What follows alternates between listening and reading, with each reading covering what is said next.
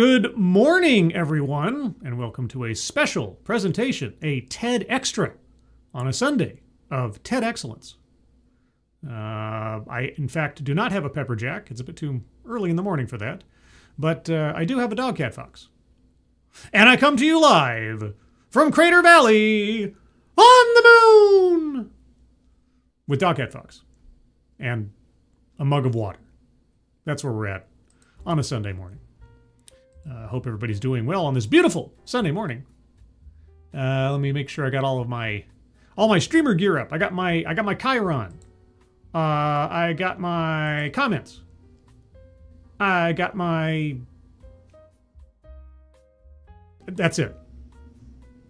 That's all I know about being a streamer. Is you got to have the Chiron, you got to have your comments up, and you have to be doing something. But here I am. Rock me like a hurricane. Before we get into tonight's. See, I'm on reflex mode at this point doing a TEDx, so I'm going to be referring to the time as night and maybe a Thursday accidentally. Forgive me. But regardless, who's joining me on this beautiful Sunday morning?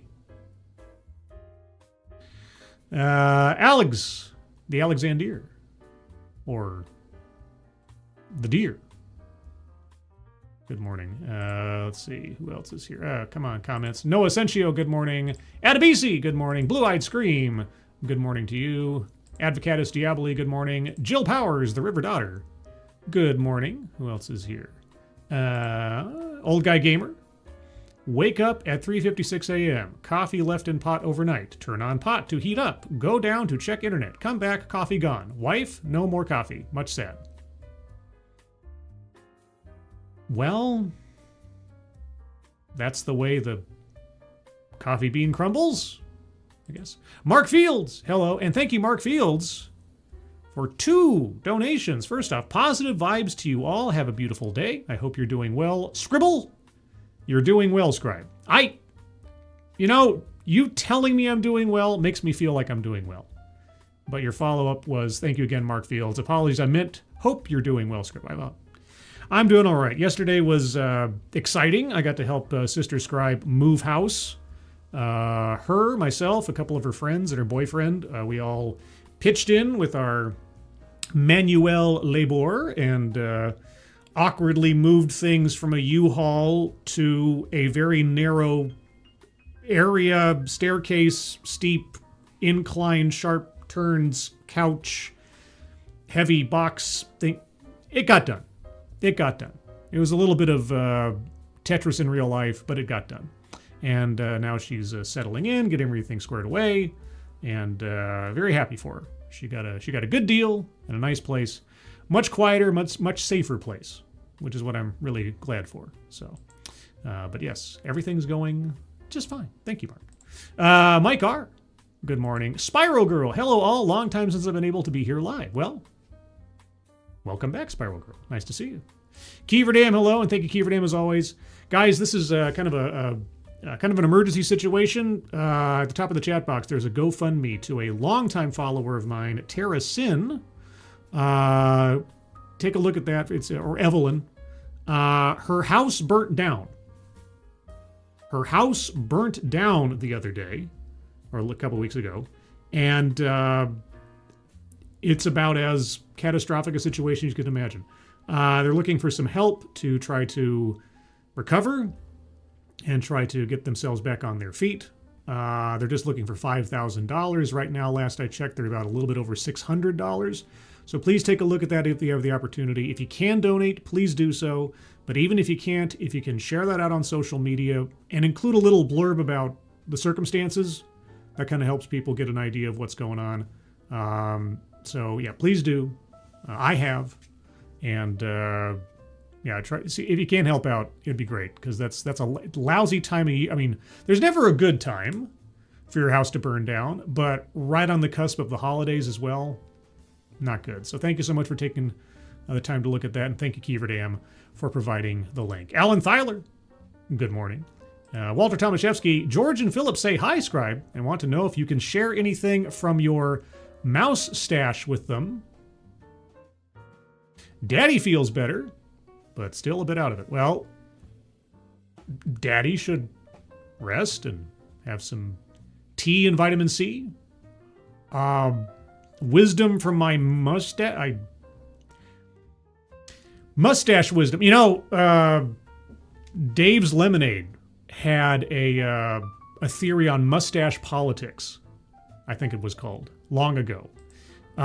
You can hear about that in my first interview with him on the Living on Borrowed Crime playlist, because it was a one-off comment he made on some old video of his, and when I finally had the opportunity to interview him, I brought it up, like that guy on Hot Ones who does the deep dive on his guests and knows little bits and pieces.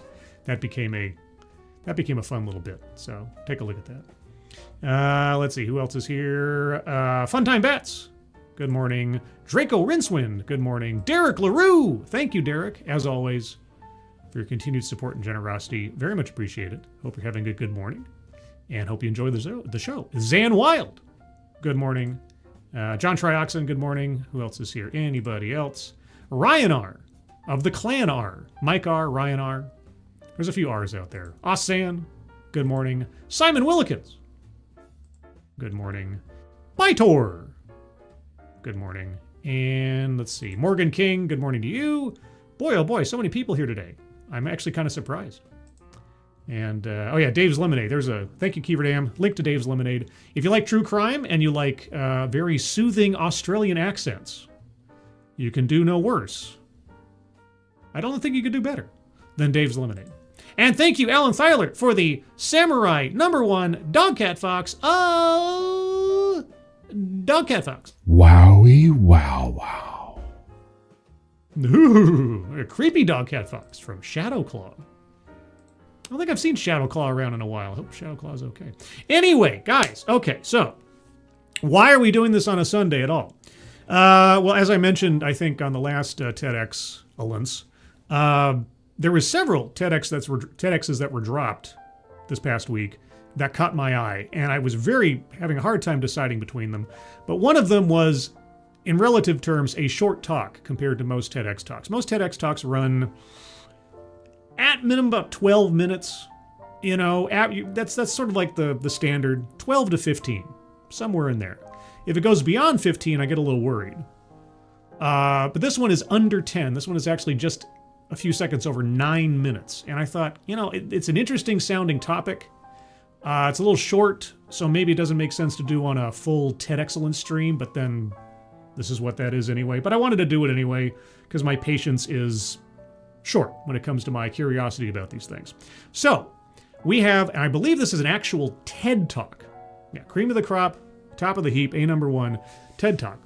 What's behind the rise of far-right politics in Europe? Now, I don't think it's a mystery that I'm creating or engendering when I say that I am not European.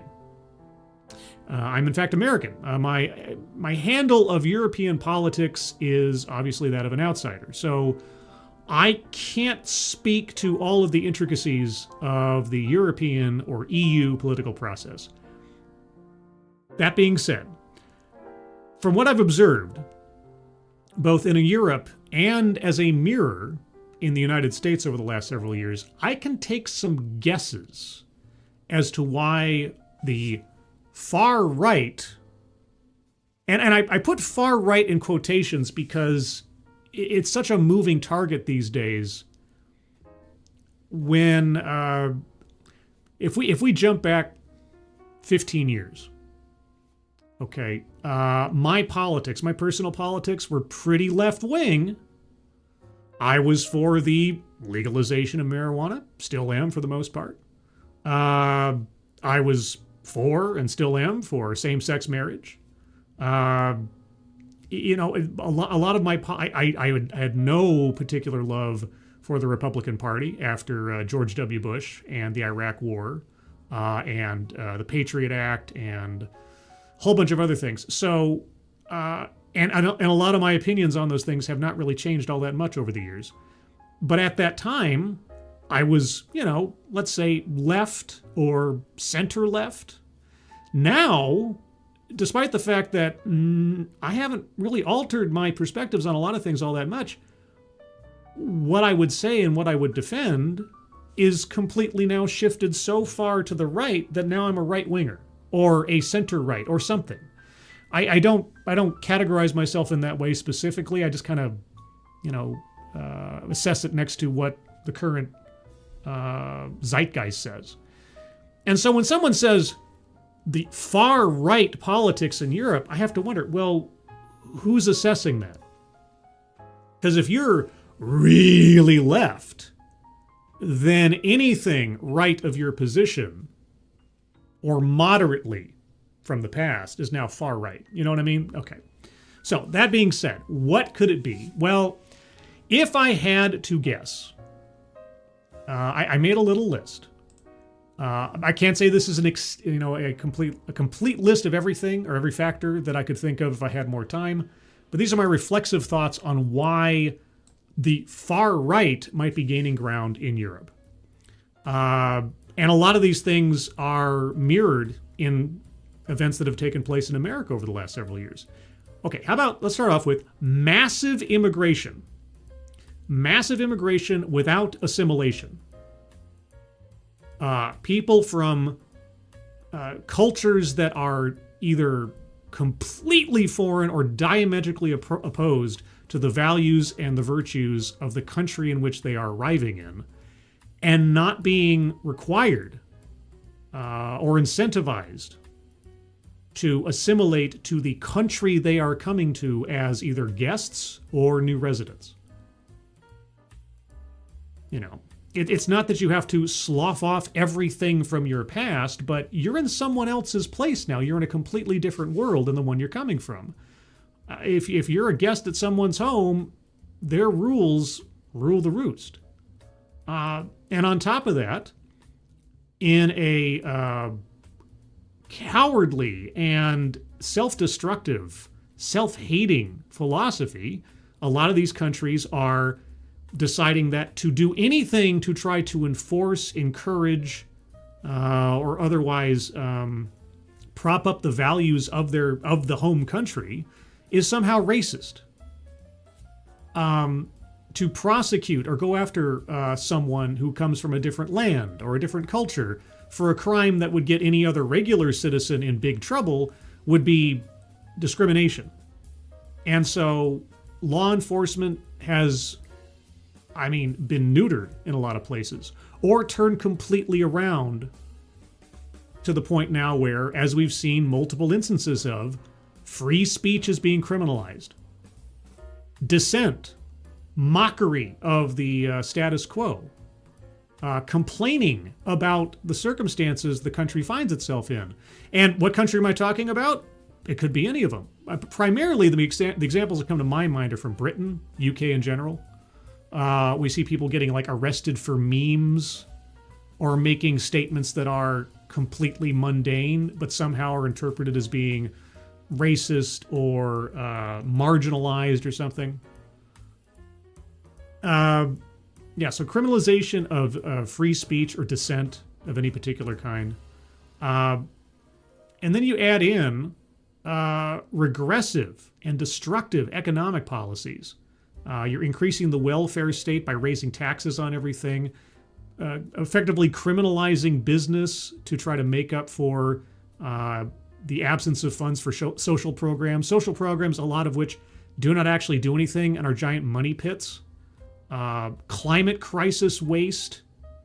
And then part of the issue, I think, and again, I'm predicating this by saying I am a nincompoop when it comes to the intricacies of European politics. But as I understand it, the European Union in general is an absolutely broken down, corrupt, and unproductive organization that everyone of the member states have effectively abdicated their own decision-making power to, and then the decisions are being made by people who either do not live or have no understanding of most of the countries they're presiding over or making decisions for, or don't care.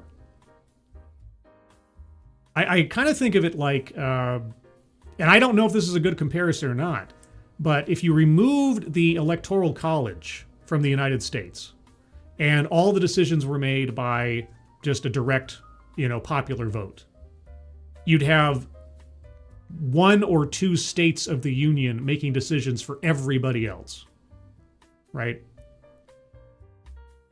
That's what it feels like. And again, not a political scientist. So anyway, those are my theories, is that insane left-wing, radical left-wing philosophies, policies, self-hatred of their home countries, vilification of their home cultures, is taking people who just want to live their lives in the countries they were born in and driving them out of left-wing parties and pushing them towards right-wing parties who are, at least ostensibly, trying to defend the status quo, which of course is obviously a bad thing, because status quo means no progress, no change. But anyway, that's my sort of rambling thoughts on what might be explaining the move to far-right politics in Europe. Now, what will our speaker say? I don't know. I don't know anything about our speaker. I don't know what her perspective is. I don't know what her arguments are going to be. So, long preamble, but I wanted to explain what caused me to be interested in this talk in the first place, and also, give my baseline understanding of things, or at least my beliefs. We'll find out if I'm right, if I'm wrong, if there's a better idea. I don't know. But before we do that, I'll take a moment to see what you guys have to say in the comments, what you think the explanation is for the movement to far-right politics in Europe. Let's see. Let me scroll. I am scrolling up a little bit. Jill Powers. I thought of myself as a centrist and found my party left me. I didn't really change my mind, except I will never vote Democrat again. Yeah, I mean, I just watched as I grew up, and I looked at exactly what people did versus what they said, and the results. I've talked about my disillusionment with Barack Obama as one example. I voted for Barack Obama after the insanity that was the Bush administration and the devastation to not only our country's, sense of goodness or something, with all the torture sessions, the war itself being predicated on some involvement with 9/11, which they pushed, the weapons of mass destruction, the lies, the corruption, the graft. I wanted actual change. I thought Barack Obama was going to bring some accountability to the previous 8 years of insanity. Nope, didn't happen. Didn't happen for the war. Didn't happen for the housing crisis. No. Did anybody go to jail? Did anybody really have to pay a price for the destruction they wrought under the Obama administration? Nah, not really. Some foot soldiers maybe, but nobody in charge. Dick Cheney passed away 2 or 3 weeks ago now. That guy should have been in prison. Talk about war crimes and war profiteering. Anyway, I could go on, but yes, I too have been disillusioned with things that with the purported political parties that supposedly aligned with my values. No, not really, not anymore. Let's see, who else? Kay Roberts. The rise of centralized economies and entitlement societies exploited because the U.S. subsidized their security. Yeah. Entitlements, welfare, the coddling of people, not holding anybody to account for their actions, or effectively just looking the other way. Speaking of, decriminalizing crime, it's not a new example, but it's definitely a dramatic one. The Rotherham, I don't know what YouTube's going to do if I say the wrong word or something, but the Rotherham gang activity in Europe, in the UK, that went on for years, criminalized the victims and let the criminals go. What was that deal earlier this year with the Scottish girl having to carry around knives to defend herself from grown men trying to do things to her and her friends, and she got in trouble. Yeah, it's just, anyway. Okay, so that's all long, scenic route preamble of why I picked this one, what I think. I'm curious to find out what our speaker has to say, what her explanation is. I hope it's something better than people are just racist and white people are scared of not being the majority anymore. I hope not. Well, I guess we'll find out. Today's bingo card is bingo card A. A as in accountability. There you go, accountability. Links to the bingo cards are in the description below. Get your bingo card A's ready. I just made that decision, executive decision for bingo card A. All right, enough talking, at least entirely for me. Let's get into the talk. It's 9 minutes long. Start off with a few seconds for a sound test. You guys tell me if you can hear it, and we will proceed. So the far right is on the rise everywhere in Europe. The far right is on the rise everywhere in Europe.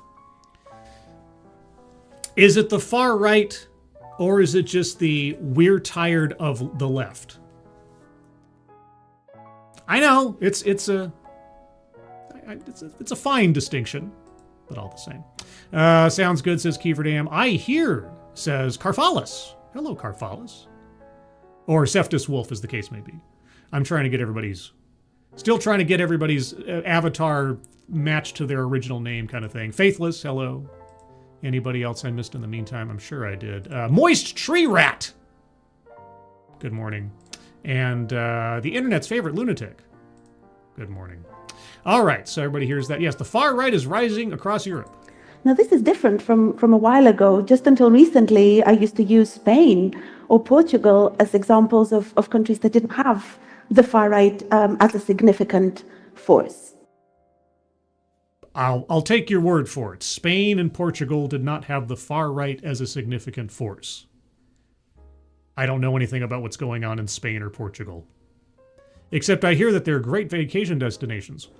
And the problem is not just that these parties are getting a lot of votes. The problem is that many of these parties are now in government. Look at Italy, for example. Look at Hungary. Why? Okay. Try to be diplomatic here. Why is that a problem?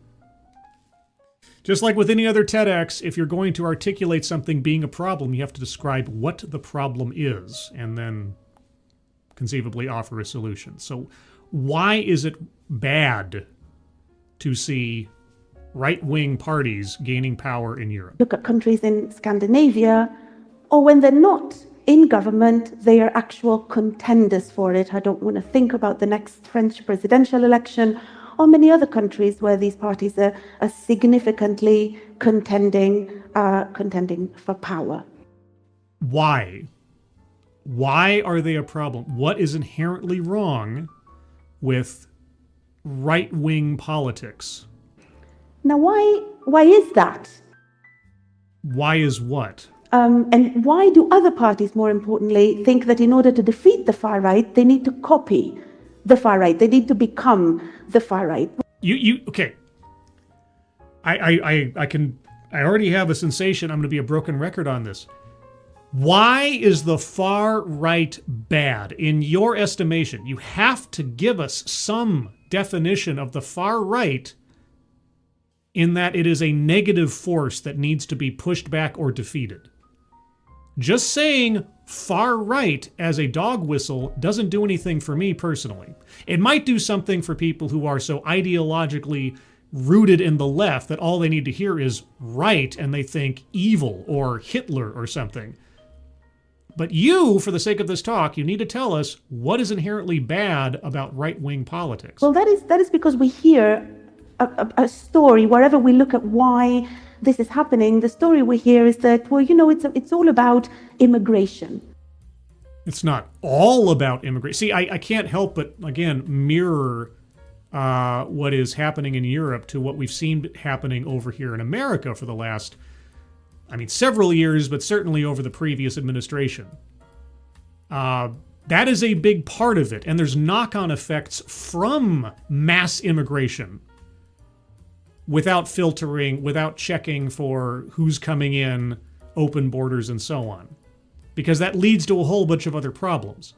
It's not the only, but it is a big part. So what do you have to say about that? It's all about culture. It's all about people now not wanting globalization, not wanting immigrants, not wanting transnationalism. Not wanting their countries and their countries' cultures destroyed by a massive influx of people who are not required to assimilate and who are actually given free rein to violate the laws and the values of the country they arrive in because the people in charge are too scared of being called racist to do anything about it.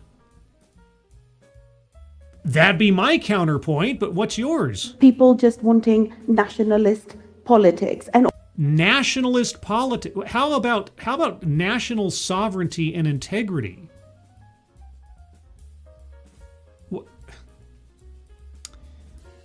Okay, so nationalism is inherently bad, I guess. It's not an ambiguous statement for the most part. Like, if I'm a patriot and I love my country, that's bad? If I want, you know what the culture of America is? Here, I know it's a big thing. It's not white culture. The culture of America is the Constitution of the United States. That's our culture. The laws, the restrictions, the freedoms buried within the Constitution. That is our culture. That's what defines our culture. If you do not follow the laws of the United States, if you spit in the face of the Constitution and the people that have followed the laws or the people that have sacrificed to defend this country, then yeah, I'm not a fan of you. I don't think you belong here. Or, especially if you break the law, you probably shouldn't be amongst society. That's where American culture is defined as far as I'm concerned. So if you have a whole bunch of people in this country who are not following the law, yeah, follow the law. And you know what else? You know what's in the citizenship requirements? You have to be able to speak basic English. You have to have a general understanding of American history. And you have to be able to show that you have a dedication and loyalty to the United States through that effort. Yeah, it's already in the law. You have to have at least the semblance of being dedicated to the values and the virtues of the United States before you can become a citizen. Not controversial. If you're coming here from somewhere else, you're a guest until you're not, and then once you're here, presumably you want to be here because you love the country that you're coming to. all the parties are doing is that they are responding to this kind of popular demand, as we call it in academia, and therefore the far right is on the rise. And popular demand, as we call it in academia. Okay, so do you mean to tell me that a lot of politicians are weather vanes to the will of the people?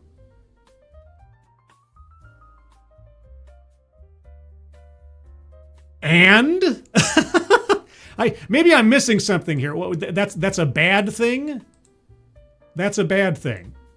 to this kind of popular demand, as we call it in academia, and therefore the far right is on the rise. And what I want to do... Okay, why is the far right popular, and why is it, in your opinion, bad? Is debunk this myth and sort of disagree with this and say this is not a simple story at all, and it's not a story only about immigration, and it's not a story only about culture. Okay, it's not a story about immigration, it's not a story about culture. Could you tell me a story about why the right wing is inherently bad? Okay, so the right wing, whatever that is, which is something to be feared and needs to be resisted, is on the rise because of popular demand, as we say in academia.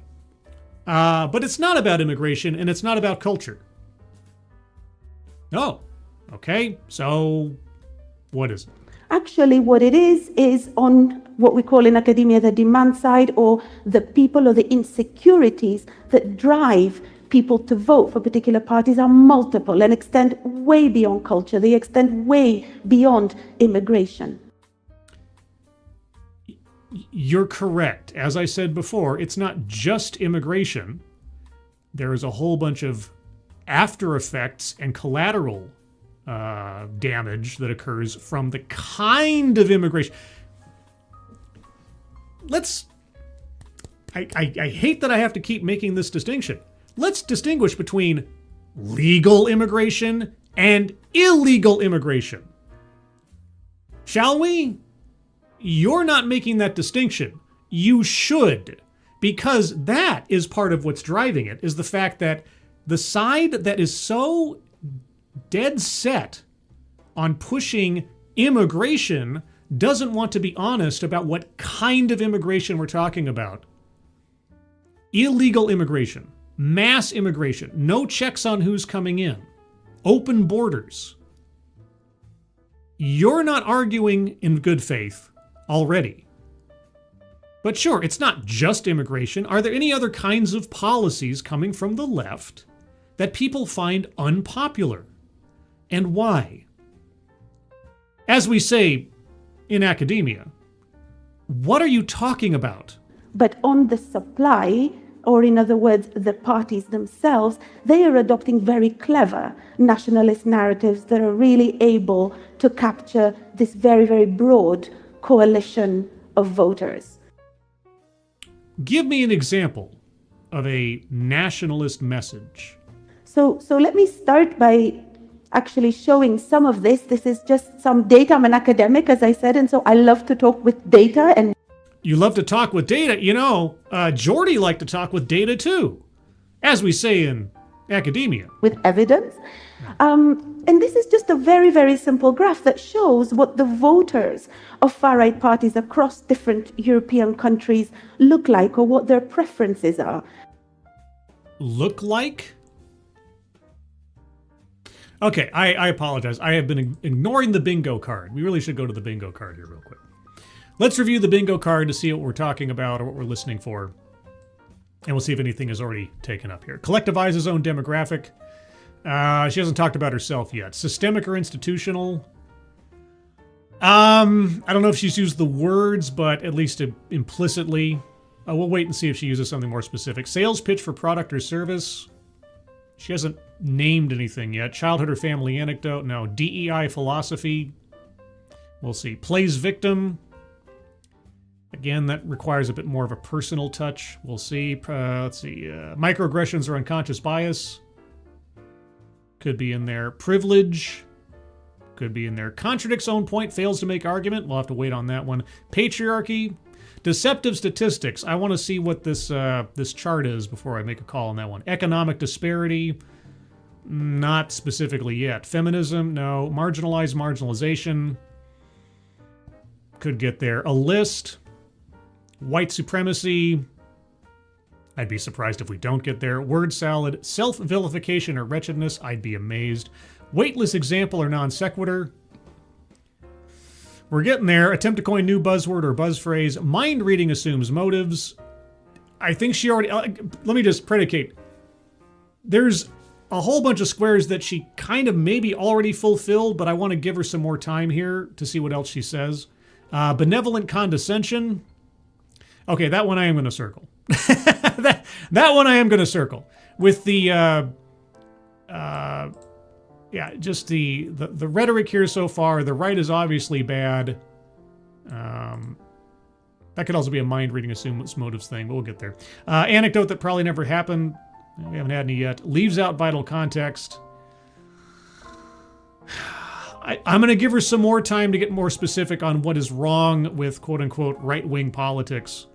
But so far, on the board, we have free space and benevolent condescension, a whole bunch of others right on the edge. Bingo card A, links are in the description. Okay, what the voters look like. You put a chart up. Are we going to see this chart? Hold on. Let's see if I can... Okay, as a percentage, for those of you listening at home, she has a chart up on the screen. I don't know if we'll be able to see it as an audience, because we're getting a long shot from the back of the room on this. As a percentage of right-wing populist electorates, It's been split up into 3 categories: only economic concerns, only cultural concerns, and then both economic and cultural concerns. And in general terms, of all the European countries listed from Greece down to Latvia, the vast majority of people have both economic and cultural concerns? Wait. Oh, okay. So, yeah. So if you have a concern, vast majority is both economic and cultural, and there's a large swath of the populations that have no concerns whatsoever. So like Latvia, only, just as one, so I'll go for the largest and the smallest. Latvia, we're going to say 30%, 35% of the population has concerns writ large. The rest of the population has no concerns. Whereas in Greece, we're going to say 85% of the population is very concerned about multiple things, and only a small percentage are not concerned. So this kind of goes, yeah. Anyway.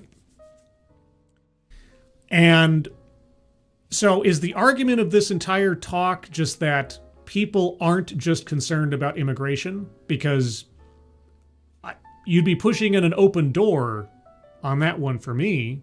But okay. European countries look like or what their preferences are. And the one key thing that I take away from that is that there is a non-immigration route to far-right voting. This shows you that 1/3 of far-right voters in Europe don't report immigration concerns at all. Okay. So you're really sensitive about people criticizing immigration policy. And yet, on your own chart, a vast mixture of the people that were concerned with both immigration and economic issues. Okay, and yet, if immigration isn't the biggest deal, then why are the far right still getting ground? It also shows you that in many countries where voters do have immigration concerns, these are economic. In other words, these people have become susceptible to narratives that say that immigrants take away jobs, they take away access to the labor market. They do. If there is a source of cheap labor that can be exploited, instead of legal residents and citizens having access to those jobs, then yes. You know, I've heard at various times over the years, I've heard 2 different opposing ideas shot at me when it comes to specifically illegal immigrants in America. On the one hand, I have been told that if we were to suddenly snap our fingers and every illegal immigrant in the country was suddenly sent back to their home country, that the backbone of our economy would collapse. Because, and I'm paraphrasing here, but not too far off, many politicians and advocates, these are the people who, and insert menial labor job or dangerous job that regular Americans would never do. At the same time, I'm also told when somebody says they're taking all the jobs, I'm told that that's not the case. So either they're the backbone of our economy or they're a rounding error in the job market. I'm never quite sure which one it's supposed to be. But Okay, so everything that people believe, this is the message I'm getting so far. If someone in Europe has a concern about mass illegal immigration and the economic knock-on effects to mass illegal immigration, amongst other things, and cultural concerns, they're making it up. They're being lied to. They don't know what they're talking about. And so the far right rising in Europe is all based on lies. That's the sense I'm getting here so far. Take away access to social services. Well, if you come to a country where you're not contributing anything and you're just a drain, and those services and resources could be going to legal residents and citizens, but they're not, then yes. I don't know if you've noticed what's been going on for the last several years in New York and Chicago when it comes to taxpayer money going towards illegal immigrants. Just as two examples. So what I am arguing is that while focusing on immigration is one, perhaps, one driver of far-right party support, for these parties to gain the percentages that we are seeing now, the 20% and the 30% and the 40%, we need to look way beyond immigration to see the other insecurities that drive them. Okay. Again, are you saying that there is no immigration problem? Are you saying that there is no economic knock-on effects from mass illegal immigration? Are you saying there are no cultural effects to mass illegal immigration? Are you saying that everybody who has these concerns is either being lied to, lying to themselves, or a combination of the two? And yet, the right is still on the rise in Europe. So, lunatic. If all cultures are equal, then cannibalism is simply a matter of tastes. Oh! Meh. Nope, it's very much about immigration. That is a large part of it. And everything that comes after that. You have a whole bunch of illegal immigrants coming into the country. You're not vetting them for who they are, where they come from, what their agendas are. You don't know if they have agendas of their own, aside from simply being economic migrants. They are taking up national resources. They are taking a segment of the economy away from legal residents and citizens. And I make the distinction between legal residents and citizens, because you can be in the United States and not be a citizen, but be here legally with a green card or a student visa or something else, or a work visa. You know, these things, you know, they're true. But if you're here illegally and you're taking up a job that could be going to someone who's here legally, then yes, you're taking economic prosperity away from someone who follows the rules. Now, the employers should face some serious penalties for employing illegal immigrants, more than just a fine in my book, but anyway. And then you've got the law enforcement issue. You've got sanctuary cities that are not willing to acknowledge there's a problem because then they'd be called racist or something.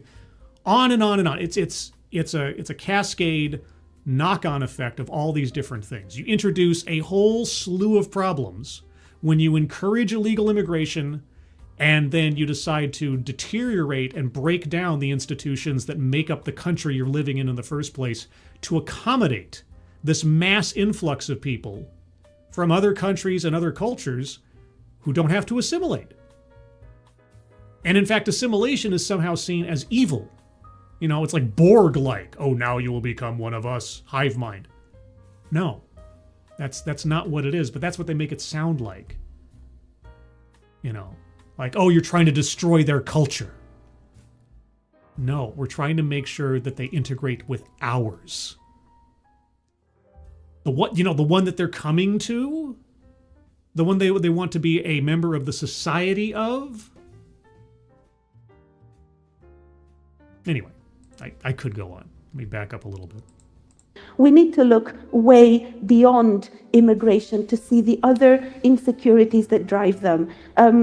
They're just insecure, guys. They don't have any actual concerns. They're just thin-skinned. In this is my visualization of the successful far-right versus a non-successful far-right. Okay, I thought this was a TED Talk. I was mistaken. TEDx, when a speaker puts up a chart or something, you have to, and many do, this one isn't for some reason, you have to also display it to the audience so we can see what she's talking about.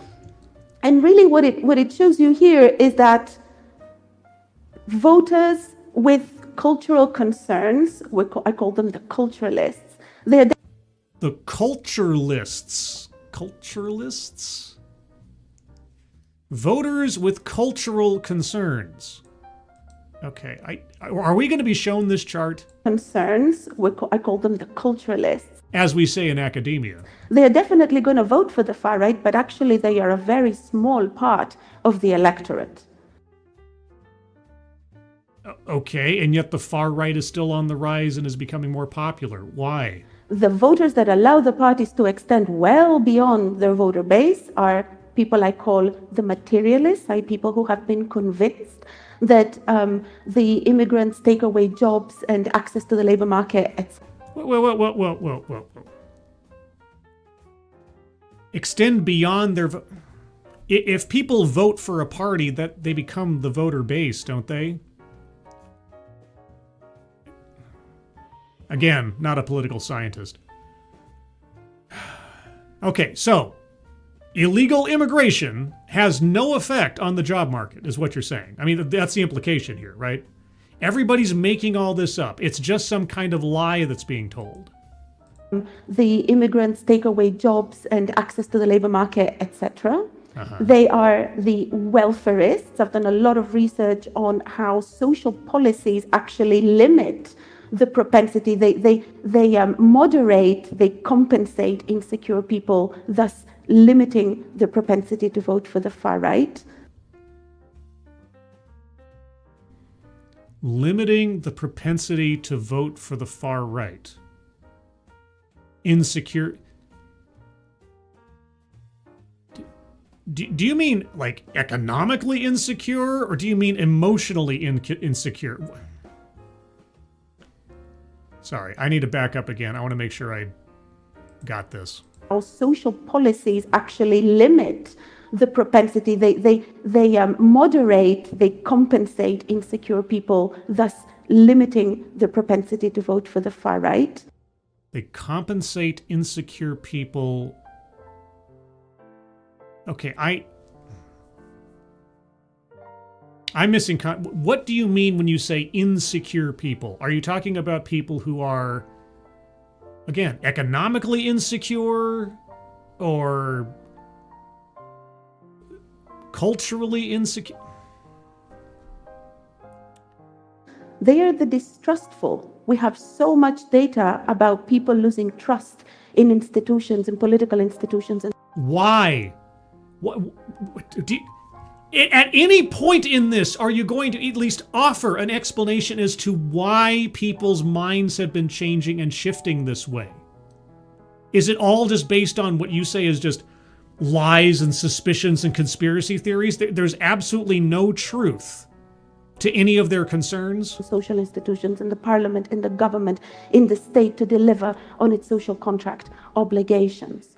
And the anti-Greens, there is a new big cleavage emerging across Europe. Those people who don't want to pay more for the environment, who are actually voting for the far right because they believe that they are being hurt by environmental policies.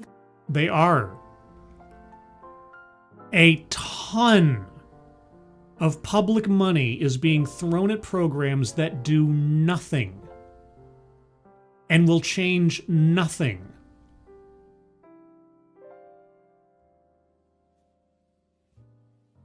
Just saying, oh, this money is for the environment. Won't somebody please think of the children? That's not enough anymore. You have to show results. You have to prove out that what you're spending the money on is actually doing something positive. And instead, it's all going towards cockamamie green energy projects that end up going nowhere or end up causing more waste and harm than they actually mitigate.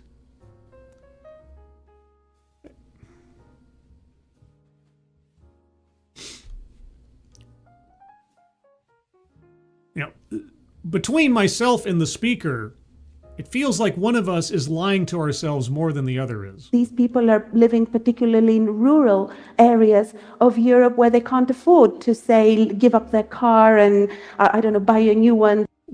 The cameraman has made some interesting choices this TEDx. That has no emissions or buy more environmentally friendly cars or vehicles. Yeah, all those country bumpkins that know nothing of what they're doing with their lives, obviously they're the problem. Etc. As we say in academia. So with these, I call these the peripheral voters. It is capturing these voters that allows far-right parties to extend well beyond their secure voting base. And why is that a problem? You still have not described or articulated why far-right policies are a problem. Okay, mind reading assumes motives. I'm circling that one. I gave her some time. She's over halfway through her talk now. I don't think we're going to get anything else. So circling mind reading assumes motives. Leaves out vital context. Circling that one as well. Let's see. Deceptive statistics. Circling that one.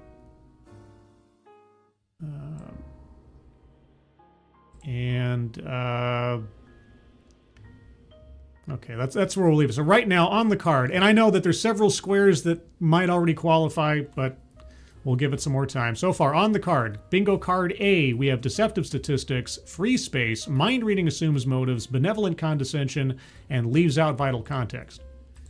There's more on the way, I'm sure. Get people. Oh, sorry, let me back up a little bit. I don't want to lose context. That allows far-right parties to extend well beyond their secure voting base and get people to vote for them. How do they do that?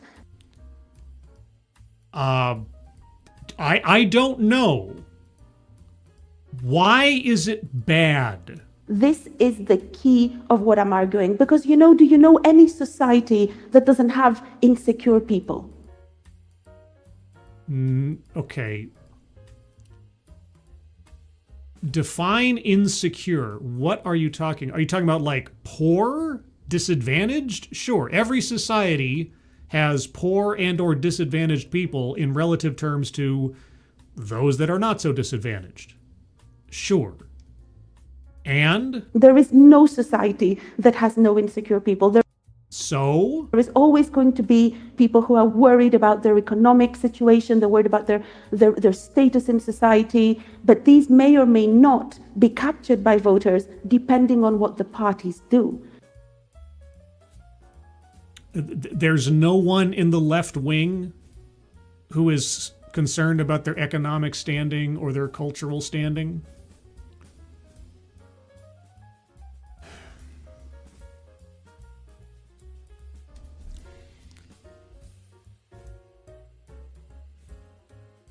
Okay. So parties have power to shape their own electoral fortunes.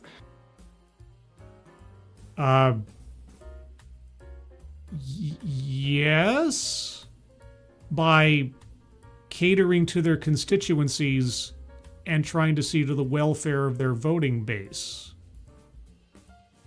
But you're making it sound like the welfare of the voting base on the far right is built on nothing but lies and suspicions. That there's no real, tangible, observable effects of left-wing policies being detrimental to the population writ large, which is why maybe the right wing is on the rise because they're the only opposition to the nonsense that's been allowed to run rampant for the last 2 or 3 decades. Are you at least willing to concede anything from the opposing side? I mean, even the most basic persuasive essay requires that you at least acknowledge what the opposing argument is, give it a little time to speak, and then you can try to oppose it with your better idea. Okay. I could. John Miller, thank you so much. How do they do that? By ignoring people to their pointy, you piss token off lady. Similar to their Dawn-winning President Dent. I'm going to assume autocomplete is to blame for this. Yes. Okay. Autocorrect. If you okay, without having to donate again, John, if you want to clarify, just make sure I get it right. If you want to clarify that in a follow-up message. But thank you for the donation. I think I get the gist of your sentiment, but I don't want to misquote you. So, Jill Powers, that's why the Department of Education needs to be totally shut down along with every other ad hoc agency in our government, money laundering, kickbacks, and special interest perks. Yeah, every time they take a moment to actually look at where the money's going with these agencies and things, they find amazing amounts of graft and corruption and waste that have been going on for years, but nobody ever decided to check. It's amazing. Okay, hold on 1 second here. By ignoring people to the point they piss them off. Yeah, if you, at a one side of your mouth, you say, oh, this program and policy is going to improve your life. And this, this immigration policy is really a reflection of our true cultural virtues and values and everything. And then it's like people give you the benefit of the doubt for a period of time, and then they don't see anything improving, and or they see things getting demonstrably worse. But you keep telling them, no, this is good, and if you say it's bad, you're a bad person for criticizing us. Eventually something's going to give. Eventually something's going to give. Now, so far, this lady has done nothing to either showcase why the rise of far-right politics is bad, or to disprove the concerns that are driving people away from the left. And yet it's still happening. Why is this happening? Well, it's not just immigration. Okay, it's not just immigration, but immigration's a part of it, isn't it? Oh, but people who think it's immigration are all operating on lies and mistruths about the job market and the economy.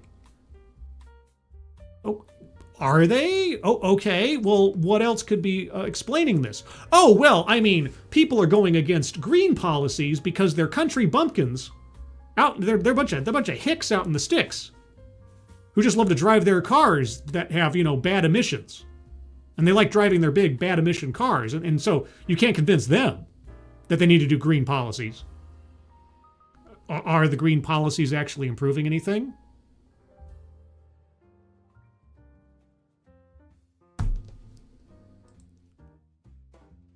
Anyway, I could go on. How are the far-right parties in Europe doing this? Well, they are putting forward what I call civic nationalist narratives. Civic nationalist narratives, what I call, as we say in academia, new buzzword or buzz phrase, attempt to coin new buzzword or buzz phrase, circling that. What you call, as we say in academia. What I call civic nationalist narratives. Civic nationalist narratives. Is that like having national pride or community pride? Is that, stop me if you've heard this one before, is that called patriotism? I feel as though I should have had a stinger just then. Is that called patriotism?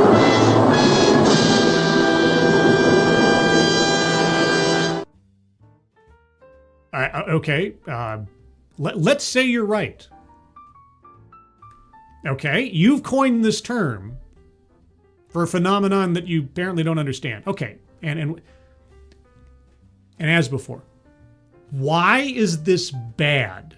Or in other words, they are sort of shifting the boundaries of toleration on its head. These parties are no longer saying, I'm extreme, and I don't want people who are biologically different to me. Because who's going to vote for a party that is openly racist? No, but they... Wait. Oh, okay. So let me get this straight. Massive illegal immigration, a downturn in the job market, economic and social deterioration is really just a wolf in sheep's clothing argument for racist political parties, xenophobic political parties. Now, don't get me wrong. You can have inherently bad actors latching on to a change in national mood for their own corrupt purposes. This is why you have to watch out for crisis profiteers, whether it's financially or ideologically. It's true. Sometimes the worst comes along with the reasonable. But that's not the only problem. And you still haven't described why people are legitimately concerned. You're just concerned about the absolute total extreme bad possibility and interpretation of these concerns by saying that, oh, it's driven by racism. And this is powering the racist parties. Let me ask you something. How tolerant of white people are the far left parties? Yeah, every side has an extreme that is more destructive than the middle. That's why we have to measure these things and moderate what is and is not reasonable. But going straight to the extreme as the representation of the entire problem, no, then you're painting an entire population with legitimate concerns with the worst kind of brush, just to make yourself feel better that you're fighting the evil empire or something. They say is we exclude those who do not espouse our liberal democratic values. We exclude those who don't espouse our liberal democracies. They are antithetical to the very essence of the democracies that Europe is based on. I've got some really interesting... That almost sounded like a legitimate concern. Were you meaning to frame that as though that were some kind of like misinformation propaganda or something? Let's try that again. Let's back up a little bit. I want to listen to that part again. People who are biologically different to me. Sorry, I need, she talks in paragraphs and I want to make sure I get the start of it. In other words, they are sort of shifting the boundaries of toleration on its head. Shifting the boundaries of toleration on its head. You know, when someone says, I tolerate you, that is one of the most condescending, smug and arrogant things, our toleration. Tolerate you. Parties are no longer saying, I'm extreme, and I don't want people who are biologically different to me. Because you know who's going to vote for a party that is openly racist? No. Who's going to vote for a party that's openly racist? I don't know if you've watched American politics for the last several years, but the Democratic Party is openly racist. I've done a few videos on that. A story that kind of didn't really make a lot of headlines back in the day because it was all amongst the other noise. The leadership at the DCCC and how they internally stated in no uncertain terms that the leadership was too white.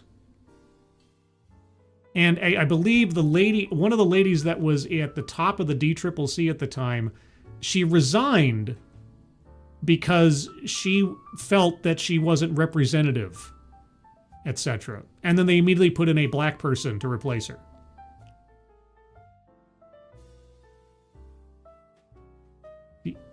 Do you want to, I don't know, you want to acknowledge that possibility as well? What they say is we exclude those who do not espouse our liberal democratic values. We exclude those who don't espouse our liberal democracies. They are antithetical to the very essence of the democracies that Europe is based on. I've got some really interesting campaigns.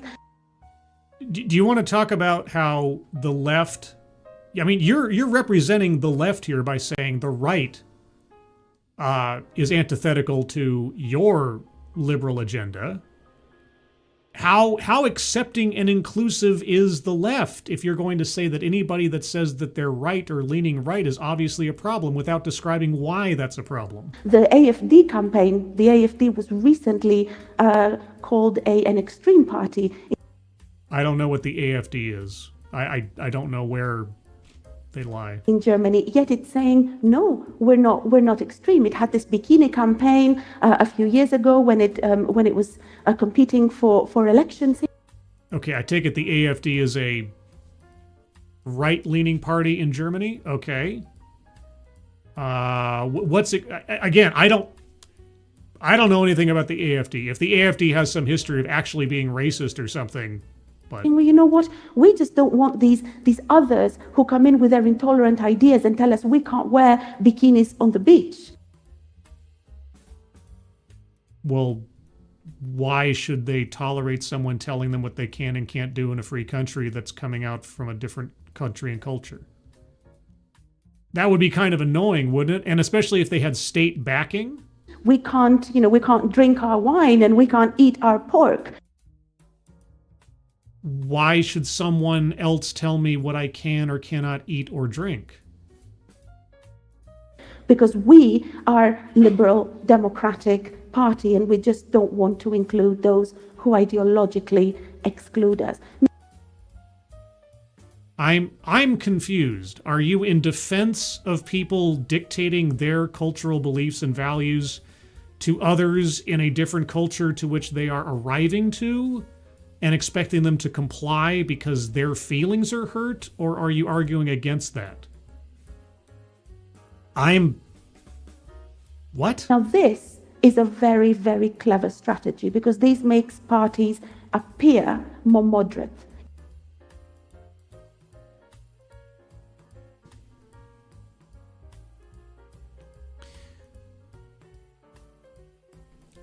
Okay, so if someone from another country and another culture comes into my country and tries to tell me that my culture is bad and I need to change how I live my life to conform to their sensitivities, then that's a good thing. And if I oppose that, I'm far right, and my claims of moderation are false in trying to promote a free society and a more libertarian ideal. Am I...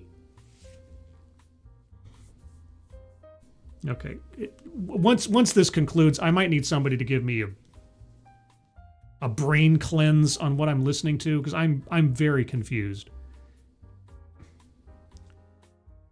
I'm gonna back up just a smidge here. Bikinis on the beach. We can't, we can't drink our wine and we can't eat our pork because we are liberal democratic party and we just don't want to include those who ideologically exclude us. Now, they don't have to be. Look, if you don't like pork, you're not required to eat pork. If you don't like wine, you're not required to eat wine. No, nobody's making me eat asparagus. I don't like eating asparagus. Okay, but if someone who likes to eat asparagus wants to eat asparagus, what does it matter to me? It doesn't affect me at all. What is... But then, of course, I come from a culture and a society that promotes individual freedoms. Odd. Now this is a very, very clever strategy because... Clever strategy. Okay.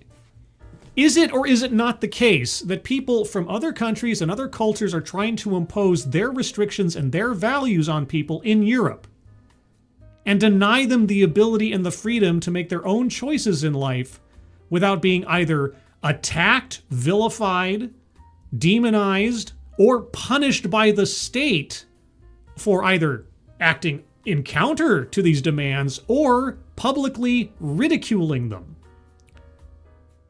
Do you want to address anything happening in, say, the UK or other parts of Europe when it comes to dissent against invading cultures? This makes parties appear more moderate. It takes away the stigma of fascism. It takes away the stigma of extremism. Whoa. Okay, I want to eat pork and drink wine, and that's an extension of fascism and extremism. Somebody says, in my culture, we don't eat broccoli. It's evil. It is cursed by God. How dare you eat broccoli anywhere in my presence or within the radius of my geographic location? Well, I want to eat broccoli.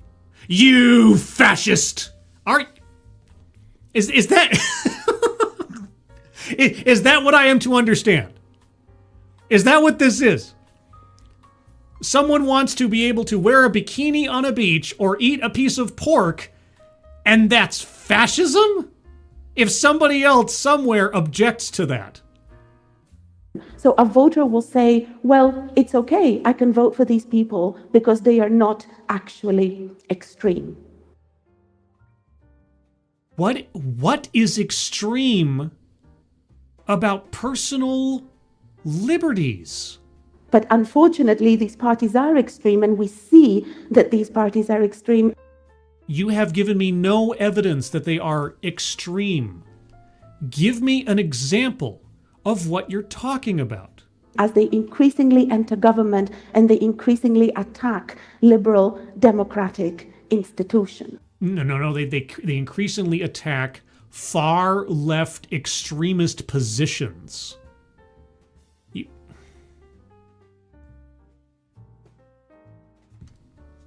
You know, even though this is talking about lands that are foreign to me and far away, this is the same rhetoric I've been hearing for the last 5 or 6 years. They're attacking democracy. If you believe this other thing, if you believe in counter to diversity, equity, and inclusion, you're attacking democracy. Well, you haven't even explained to me why right wing is bad or left wing is inherently good. There's no crossover. There's no nuance. It's just, if you're right wing, it's a bad thing. So what am I saying here? I have absolutely no idea, because you're not being specific about anything. You're just assuming I'm going to understand right bad, left good, and that's it. As we say in academia, I have no idea what you're talking about. Just to finish, right? I'm saying that if it was simply a story about society changing, society no longer being divided simply by haves and have-nots, but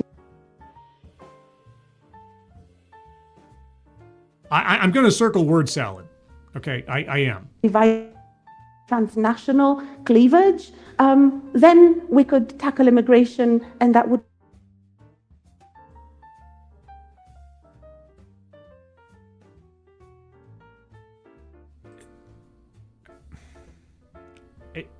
What? What is that? What the fuck is that? What in the Sam Hill are you talking about?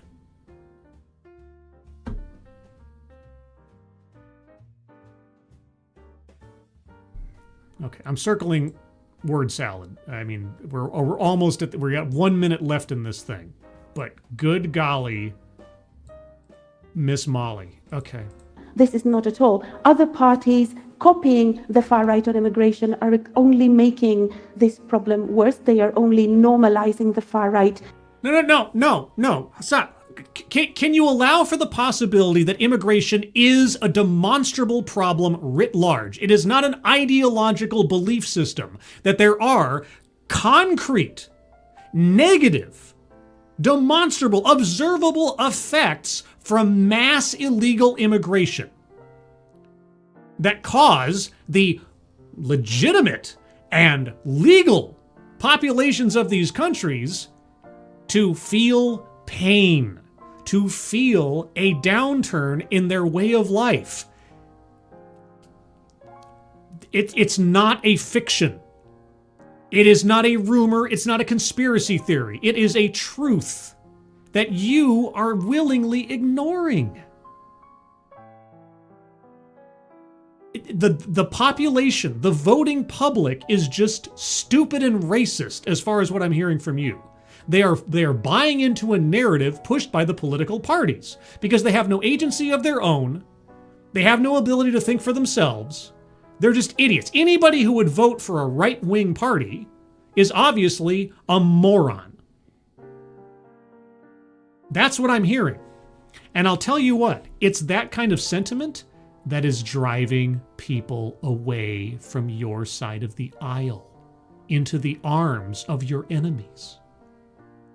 If you cannot acknowledge a problem when it exists, and you call everyone who sees that problem and has experiences negative from those problems, if you call them fantasists or racists or xenophobes and dismiss anything they have to say, where are they going to go for support?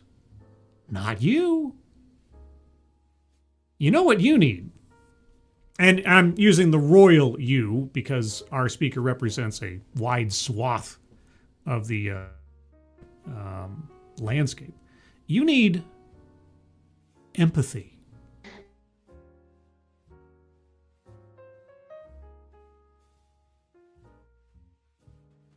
Lie, but what I'm saying is actually a good thing. As we say in the academy. It's a positive thing because it means if I am right, then this means that parties have agency.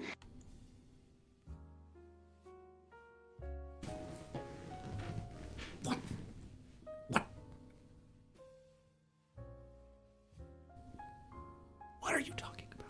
What are you? Okay, I know it's in quick succession, but I gotta tell you, man, this is just getting really. What the fuck are you talking about? What the fuck is this? What the fuck is this? Right? And if the far right has the agency to capture broader and broader coalitions, that's a bad thing, but it means that we also have agency to put on our own narratives. Parties that oppose the far right can also put forward successful narratives to tackle the far right. The far right is not capturing people. People are going to them. They are seeking support and help in changing the things and solving the problems that your policies have created. Okay? It's not the far right throwing out a big lasso and like, aha, gotcha. It's people pounding down the doors. Help us change things. These idiots and these nut jobs have been allowed to run rampant for decades now, and our entire countries, our entire culture is being destroyed. And we want it to stop. You said something earlier about having it, what was it? Upside down or something. You've got it backwards and upside down. Your sense of self-righteousness will not allow you to imagine a possibility where you are wrong, where you might be the bad guy. Your ego will not allow you to see the possibility that someone on the opposite side has a point. They're just obviously wrong. They are just mindless sheep playing along to the piper of the far-right parties.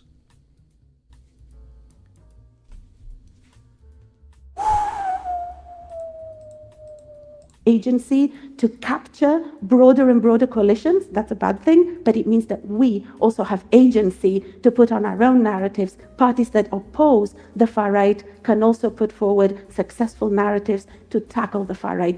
So you're going to use the exact same strategy as the far right to counter the far right.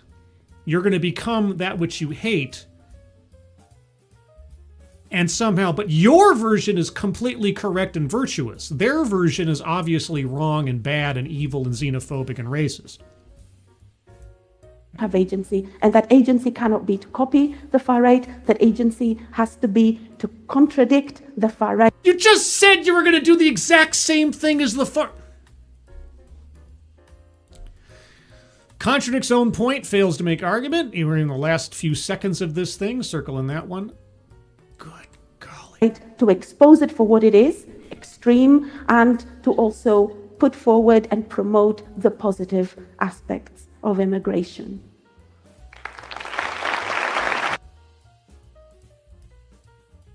Of which you named none, by the way. Okay.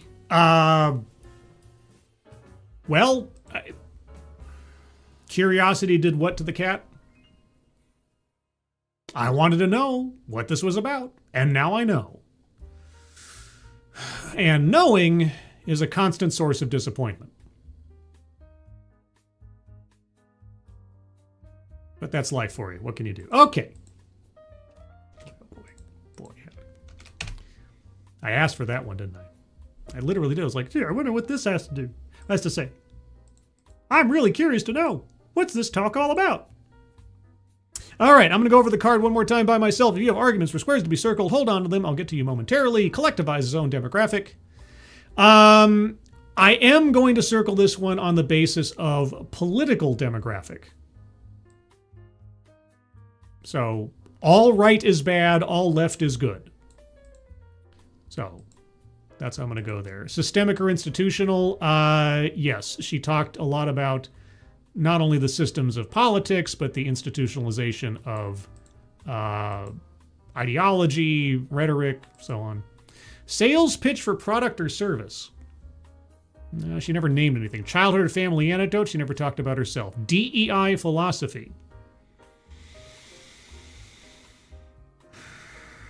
Not specifically enough that I can say so. Plays victim. Okay.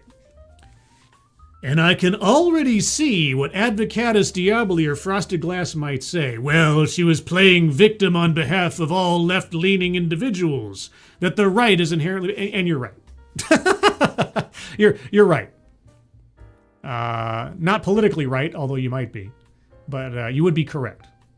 Yeah, she's representing victimhood narrative of just... Anybody who's on the other side of the aisle from me is obviously a bad guy, and we have to fight against this, and it's all bad. Microaggressions or unconscious bias. Yes, because she did, well, not imply, but accuse anybody who's on the right or right-leaning parties of obviously being inherently driven by racism and or xenophobia or hatred. They have no point whatsoever. So she was using that as an argument in her presentation. So that is fair enough. Privilege.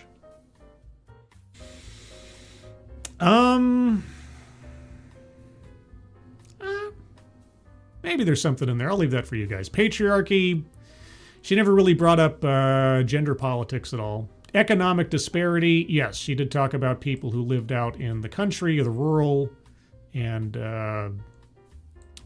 she did talk about economy and economic concerns, economic migrants and job market and such.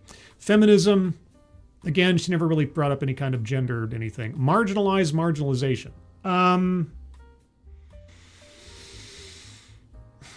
Maybe. I'll leave that to you guys. A list. Yes, I mean, she gave us a list of the concerns, real or imagined, that are driving people to the right in Europe. So cultural concerns, economic concerns, etc. Not much of a list, but it is a list, and it was a formal list in the talk. And so, with that, if you can... Bingo! What? Bingo! Yeah! Of course! Of course! White supremacy. Okay, this... She never explicitly named race in this, but it was... she came all the way up to the line and didn't quite cross it by talking about right-wing parties and people being biologically different from you and so on and so forth. I don't think there's a... And especially bringing up Germany, of all examples in this... I think it's pretty easy to circle that one. And as a consequence of that. Bingo. What? Of course! Okay, self-vilification or wretchedness. I didn't hear anything there. As far as I could tell, as abstractly as she was referring to the left or herself as a representative of the left, she could do no wrong. There's nothing to criticize or be doubtful about in her intent or her virtue. So Weightless example, non sequitur. I mean, may I count the ways?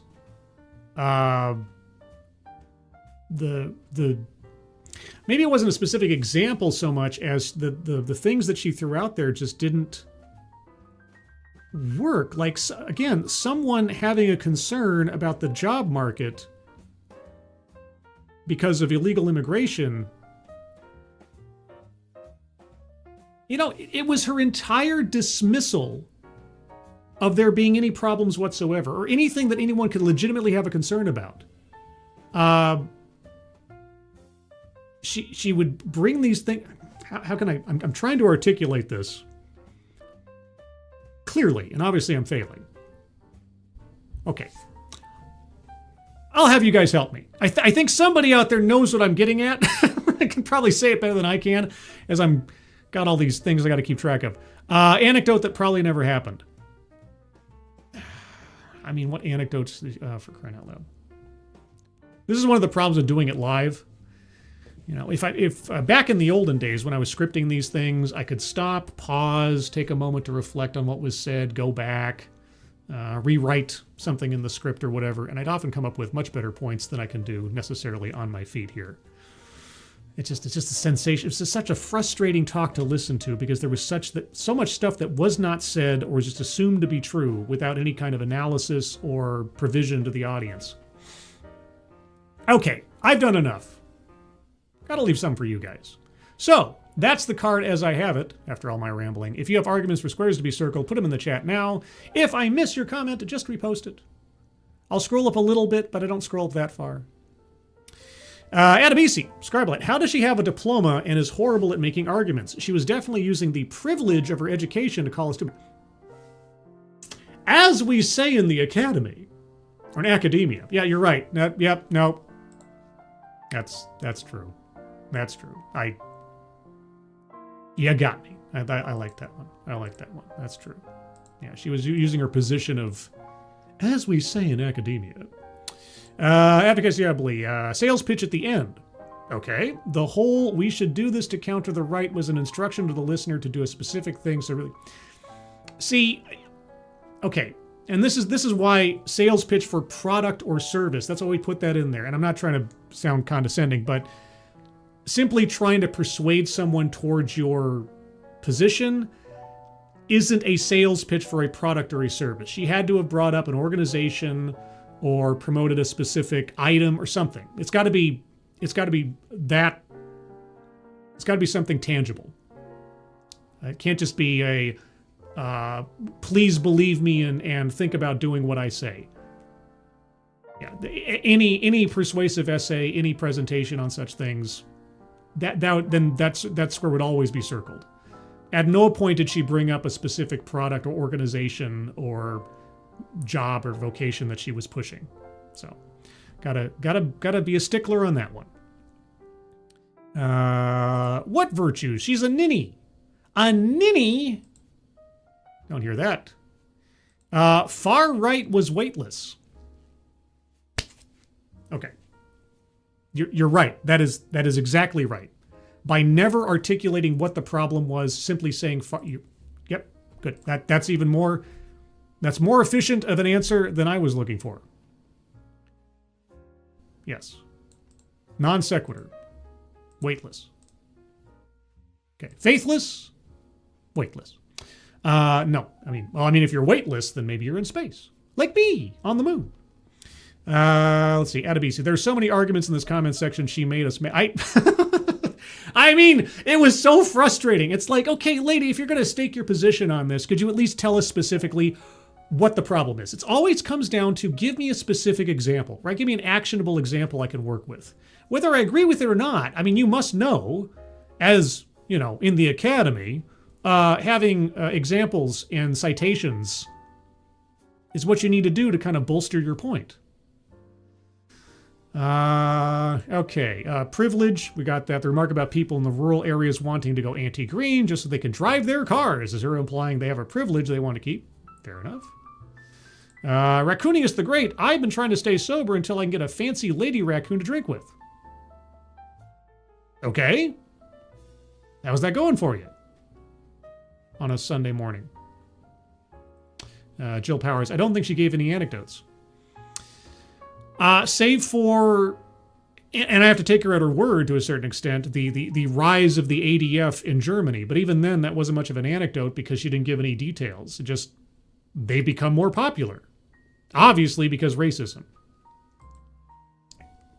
I mean, maybe the ADF is inherently racist. I don't know. But they become more popular because they're racist or because they oppose the destructive policies that have been taking place in Europe and Germany for years.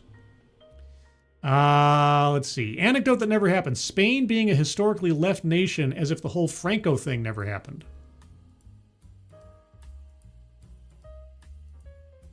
Well, I'm not going to falter for describing Spain and Portugal in the modern day.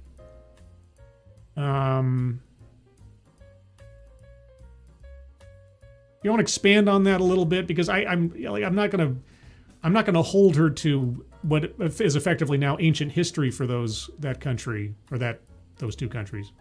If you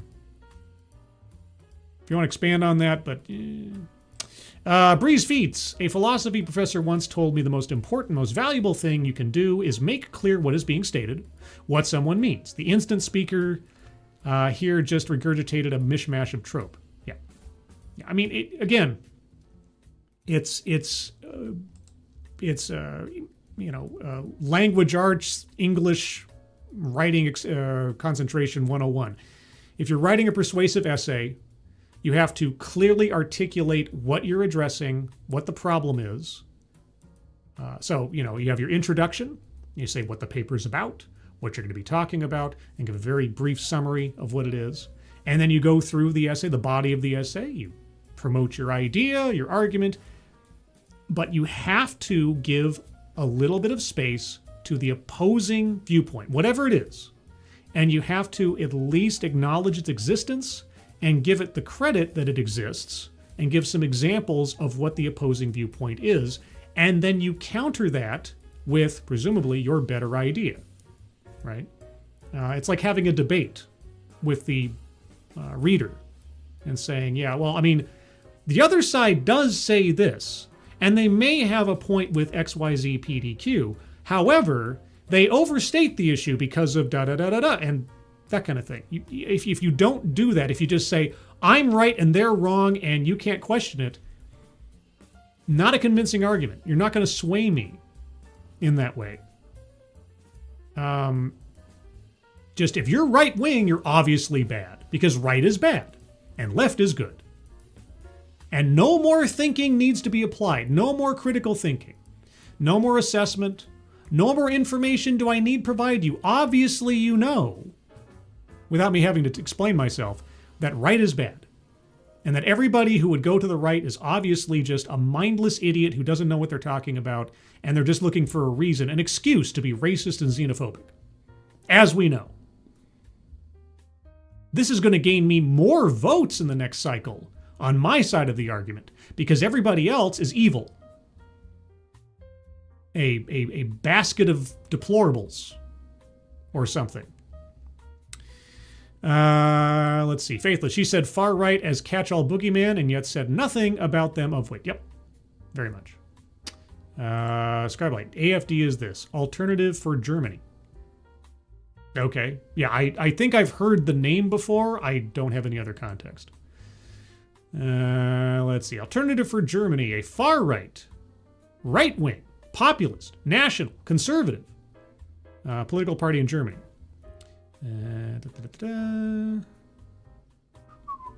Okay, this is quite a read I would have to go through, so I'm going to put that aside. I will look it up and read more, so I'll be more informed. Like I say, I come into this without any, meaningful knowledge about European politics. Okay, Robert. She was using buzzwords to pander to her community of interest, not leveraging disciplines to frame her observations. Yeah, it felt more like a, just a slap each other on the back session. This wasn't about convincing anybody of anything. It's just about preaching to the choir and making yourself sound and feel like you're a leader in these things or something. I don't know. Mike Savage, anecdote. European nations were built on liberal ideology. They were built on nationality.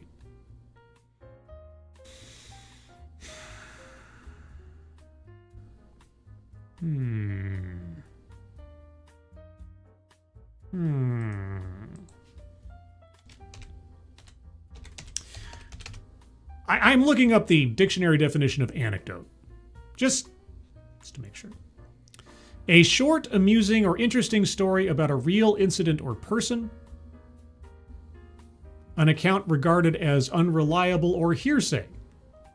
The depiction of a minor narrative incident in a painting. The depiction of a minor narrative incident in a painting. Oh, there's an artistic definition or use of the word anecdote? Ah, so if you see an anecdote in a painting. Oh, interesting. I didn't know that. Learn something new every day. European nations built on liberal ideology. Okay, and I'm not trying to nitpick here. Is that something she actually said in the talk? I don't remember it if she did. Did she literally say that? Or was that just her sort of overall implication? Remind me. Scrolling. Sales pitch, the left-wing parties need people to vote for them.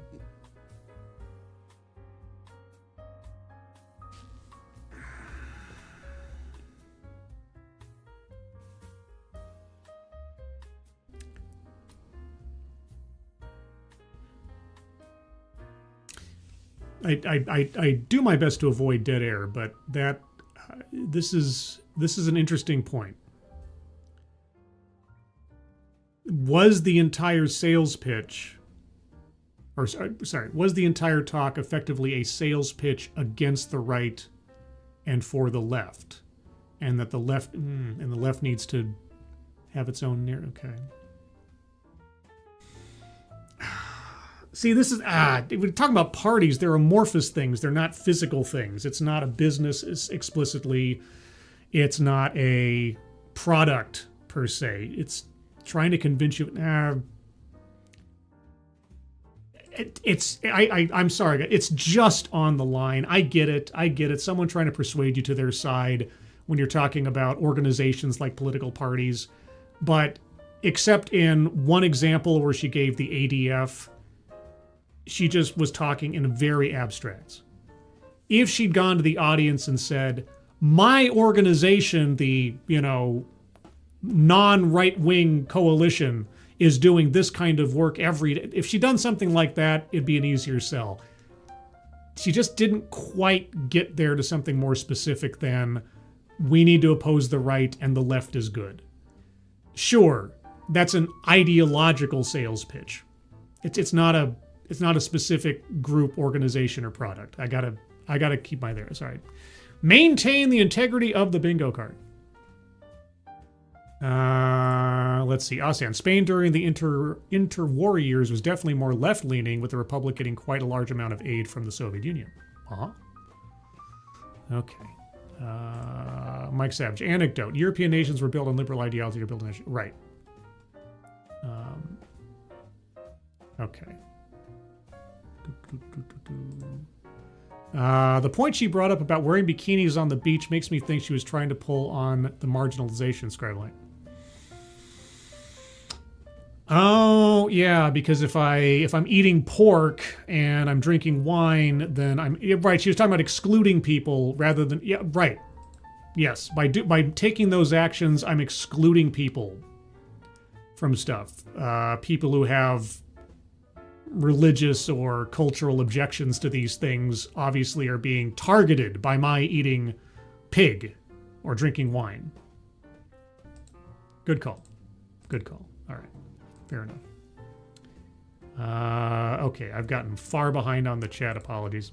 Wasn't the only anecdote the one about the ADF, or we saying they weren't racist because... That's the only sort of active example she gave. She gave some historical anecdotes, and I guess the question is, did she give us enough information to assess whether or not they never happened or they were out and out lies? because she was very, very non-specific about so many things. K. Roberts, incorrect. The European nations predate her liberal world order. Okay, I think I need somebody to summarize what the argument is at this point. I'm losing the plot, I think. Jill Powers, I think she was making a generalization, hasty conclusion that European nations were based on liberal ideology. They weren't. They were primarily tribal until they centralized governments. Rome. She was talking in a very idealized way, in a very sort of non-nuanced way. There's right and there's left and there's nothing in between. And these countries are left and these countries are right because of relatively recent history.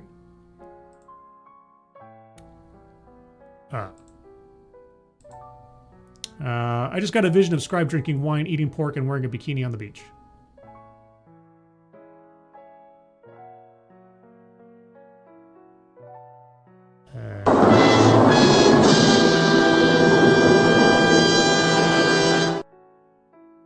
Okay. Last call, guys. This has gone on actually longer than I thought it would. I was thinking it was going to be like a little bite-sized TEDXcellence. Nah, it's a full-fledged TEDXcellence. Okay. If you've got your last attempts at arguments for squares to be circled, please round up and summarize your best arguments. And for those of you watching in the future, or that are not currently in the chat, if you come up with an argument for a square to be circled after the show has concluded, you can always leave a comment making your case, or you can talk about it over in the Discord server, a link to which I'll provide presently.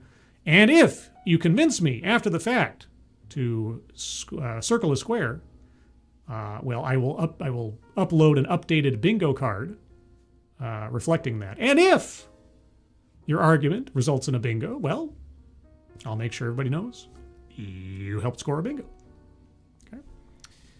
Okay. Austin, even Germany was partially founded on liberal ideals along with a united German national identity. Yeah, this is the thing. These two things can exist at the same time, right? A strong sense of national identity and and when I say liberal, I mean like, personal freedoms kind of thing, not necessarily the political side of liberalism, but just, being able to live your life while still participating in and being a member of and promoting a sense of national pride and identity. These things are not inherently negative. They can be taken to destructive ends, certainly. Anything can, right? Anything can be made destructive if you're creative enough about it. John Wick and a pencil, right? So, but the automatic assumption that anybody who has any kind of national pride or cultural identity that's tied to their nation of birth is now bad, well then how bad is it for someone to come from a different nation to try to impose theirs on the nation they're visiting?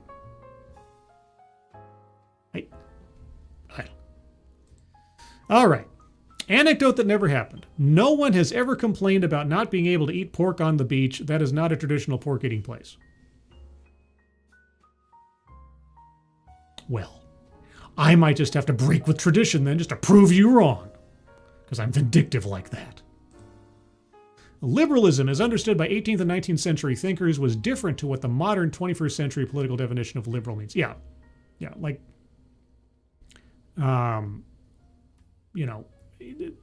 everybody redefining or planting their flag on certain terms that cannot be used in any other way than the way that they say, or the automatic assumption that using a term means one thing and can't have any nuance. This is why you have to give context, right? It's like when I say, gee, I like having a liberal mindset. Am I suddenly a dyed-in-the-wool Democrat radical feminist? Or am I someone who just sort of likes to be able to do the things I like to do within reason? Be liberal with your consumption of goldfish crackers. Let's see. Hot dogs are beef, or are you doing it wrong? They got pork dogs out there. They got pig dogs. Schweinhund? They have Schweinhund? You don't like Schweinhund? All right, guys. I think I'm dragging this out further than it needs to be. I'm sure that there are squares that could still yet be circled with a good argument, and maybe I've missed them, but I'm running out of gas, and I think my voice is also given out on me at this morning, at this time, after almost 2 hours of talking. So we're going to call it here. This is the card as I have it. Again, if you have squares that you think that should be circled, you have arguments for them, by all means, leave them in the comments. Or if you'd like, you can also join the Discord server. How do you join the Discord server, you might ask? Well, let me tell you. All you have to do is click on the link I'm putting in the chat right now. And if you click on that link, you'll find yourself on the landing channel called Say Hello. And in addition to saying hello, you just have to say the secret word. The secret word will tell me that you actually watched the stream, are not a bot, and have thus earned the right, the privilege, the entitlement to join the Discord server. And today's secret word is academia. As we say in academia, click on the link, join the Discord server, and say, hello, academia, and I'll know that you watched the show. Programming note, I plan on doing a DEI Death Watch episode tomorrow at 12:30 p.m. Pacific Time, 3:30 p.m. Eastern Time, and we'll talk about the latest news in the downfall and the doubling down of diversity, equity, and inclusion. Keep an eye on my my X for that, scribe_light, or on the Discord server for those notices. Outside of that, I've put my feelers out, in the figurative sense, to try to get some more living on borrowed crime interviews. Still working on it. True crime content creators are an elusive bunch. They're sort of like Bigfoot, often talked about but rarely seen.